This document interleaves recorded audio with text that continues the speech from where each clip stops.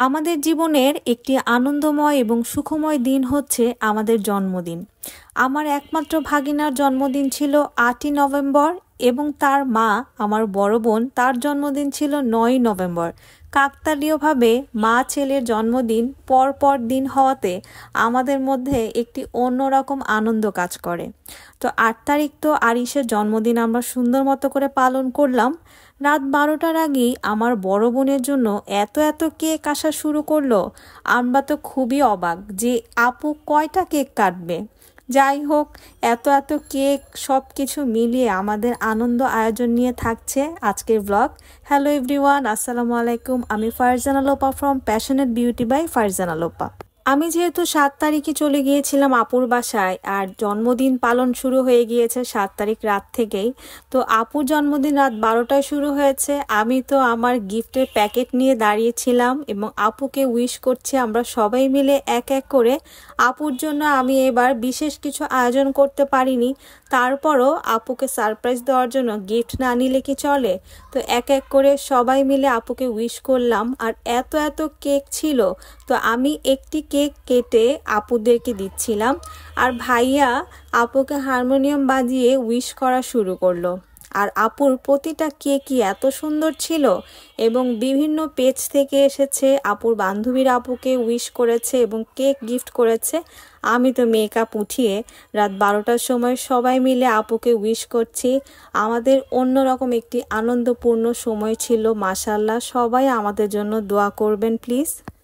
একটি জন্মদিন আসা যেমন আনন্দের, তেমনি একটি বছর চলে যাওয়া আমাদের জীবন থেকে।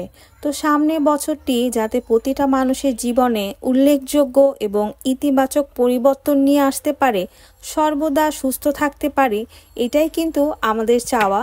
যার জন্মদিন তার জীবনটা যাতে আরও সুখকর হয়ে ওঠে, আমরা কিন্তু সবাই এটাই চাই। আমাদের ৩ ভাই বোনের জন্মদিনে আমরা ইচ্ছে করি একসাথে হই, অন্য কেউ থাকুক আর না থাকুক, আমরা ৩ ভাই বোন আমাদের জন্মদিনটা সুন্দর করে একসাথে পালন করতে অনেক পছন্দ করি। অনেকেই হয়তো জানেন না যে আমার আব্বু আম্মু বেঁচে নেই। তো আমার আব্বু আম্মু থাকা অবস্থায় আমাদের জন্মদিনগুলো আমরা এত আনন্দপূর্ণভাবে কাটিয়েছি। তো আমার ভাই বোনের যেহেতু মন খারাপ না হয়, এর জন্য আমি চেষ্টা করি আমার যাতে মন খারাপ না হয়, আমার বোন চেষ্টা করে, সেভাবে আমার ভাইও চেষ্টা করে। আর সাথে তো আমার দুলা ভাই, আমার হাজবেন্ড তো আছে। আর আমাদের একমাত্র বাবা আরিশ, সে তো তার মায়ের জন্য পোস্টার বানিয়ে একদম রেডি।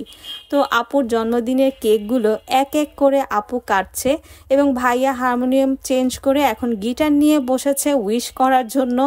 সব কিছু মিলিয়ে কেকে একাকার হয়ে গিয়েছে। আমি যদিও এত বেশি কেক খাই না, আরিশের জন্মদিনের অনেকগুলো কেক ছিল, আমি খাইনি, শুধুমাত্র আপুর এই কেকটা আমি খেয়েছি। আর কেকে যেহেতু আমার একটু প্রবলেম হয়ে যায়, এর জন্য আসলে আমার কেক একটু অ্যাভয়েড করা, নয়তো আমি কেক ভীষণ পছন্দ করি। জন্মদিন আসে, বয়স বেড়ে যায়, আসলে বয়স কিন্তু একটি সংখ্যা মাত্র। কিছু মানুষ সুন্দর মুখ নিয়ে জন্মায় আর কিছু মানুষ সুন্দর উজ্জ্বল মন নিয়ে জন্মায়। আমার বড় বোন দুটি নিয়ে জন্মিয়েছে। আসলে সবার মুখ মন আল্লাহ তাআলা সুন্দরভাবেই কিন্তু বানিয়েছে। তো পরের দিন সকালবেলা ঘুম থেকে উঠে আমাদের নাস্তার আয়োজন, আর সাথে ছিল কেক। তো এরপর আরিশের হুজুরকে আমরা দাওয়াত দিয়েছিলাম, মানে আপু দাওয়াত দিয়েছিল, কারণ জন্মদিনে কেক কাটা তো অনেক হয়েছে। তো আমরা একটু দোয়া পড়তে চাচ্ছিলাম। তো হুজুরকে সেদিন স্পেশালভাবে দাওয়াত দেওয়া হয়েছে। তো হুজুর খাওয়া দাওয়া করছে, এর মধ্যে আপু এসে বলল যে তুই একটু মুরগিটা রান্না করে দে। কি আর করা, আমিও লেগে পড়লাম কাজে। তো মুরগিটা বেশ মজাই হয়েছে। তো সেদিন আমাদের প্ল্যান ছিল আমরা রাতে ডিনারে সবাই একসাথে বাইরে যাব। তানিয়া আপু থাকছে আমাদের সাথে। তো তানিয়া আপুই আয়োজন করেছে। তো মহসিন ছিল না সেদিন, তো মহসিনকে তাড়াহুড়ো করে আনানো হলো, বেচারা ব্যস্ত, বাসায় এসেও কাজ করছে অফিসে। তো আমরা সবাই রেডি হয়ে বের হয়ে গেলাম। তো রিক্সা করে চলে গেলাম উত্তরার মধ্যেই মুলতানি ডেরাতে, এবং মুলতানি ডেরাতেই প্রথম আমার যাওয়া। তানিয়া আপুর জন্য স্পেশালি যাওয়া হয়েছে। থ্যাংক ইউ তানিয়া আপুকে। তো আপু আমাদের জন্য বেশ অনেকক্ষণ ধরে অপেক্ষা করছে। মুলতানি ডেরা একটি পাকিস্তানি রেস্টুরেন্ট যতটুকু শুনেছি, এবং ইন্টেরিয়র সব কিছু এমনভাবে মনে হয়েছে যে আমরা কোনো পাকিস্তানের কোনো রেস্টুরেন্টে গিয়েছি। তো অনেক বড় একটি ট্রাক দিয়ে ডেকোরেশন করা হয়েছে, মনে হচ্ছিল পাকিস্তানি একটা ভাইব চলে এসেছে। তো সিট তো পুরাই ফিল আপ, তারপর আগে থেকে বুকিং দেওয়া ছিল বলে আমরা পেয়ে গিয়েছি। এরপর এক এক করে অর্ডার করা সব কিছু আসা শুরু করলো। দই ফুচকা তো অনেক খেয়েছি, তো প্রথমে আমাদেরকে স্টার্টার হিসেবে লুচি দই সার্ভ করা হলো, বেশ কুড়মুড়ে ছিল, ভালো লেগেছে। তো আমরা সবাই আসলে কাবাব, নান এই ধরনের আইটেমগুলোই চুজ করেছি। আর রেস্টুরেন্টটা যেহেতু এই ধরনের খাবার নিয়েই, তো আমরা বেশ কয়েক ধরনের আইটেম অর্ডার করেছিলাম। তো সবাই ভাগাভাগি করে খাচ্ছিলাম যে কারটা কেমন মজা।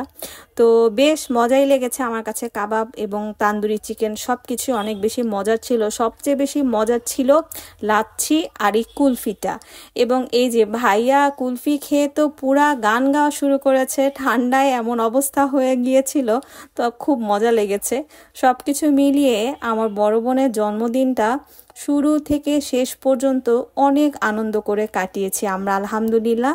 তো বাসায় এসে এরপর আমরা সবাই মিলে ভুল ভুলাইয়া 3 দেখা শুরু করলাম। এই ছিল আজকের blog. Thank you for watching.